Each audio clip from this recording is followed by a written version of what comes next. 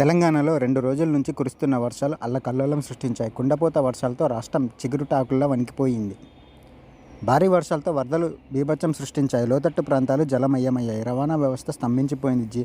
జనజీవనం అస్తవ్యస్తమైంది. ఖమ్మం, మహబూబాబాద్ జిల్లాలో వర్షాలు వణికించాయి. మున్నేరు వాగు ఉధృతంగా ప్రవహిస్తుండడంతో ఖమ్మం నగరంలోని పలు కాలనీలు నీట మునిగాయి. కాగా వరద ప్రభావిత ప్రాంతాల్లో సీఎం రేవంత్ రెడ్డి పర్యటించారు. ఈ క్రమంలో వరదలో ఇల్లు దెబ్బతిన్న వారికి తక్షణ సాయం కింద 10,000 ప్రకటించారు. అదేవిధంగా రైతులకు గుడ్ న్యూస్ అందించారు. పంట నష్టం పోయిన రైతులకు ఎకరానికి 10,000 పరిహారం ప్రకటించారు. వరద బాధితులకు తమ ప్రభుత్వం అండగా ఉంటుందని సీఎం రేవంత్ రెడ్డి హామీ ఇచ్చారు. ఖమ్మంలో వరద ప్రాంతాల్లో పర్యటించిన అనంతరం మంత్రులతో కలిసి ఆయన సమీక్ష నిర్వహించారు.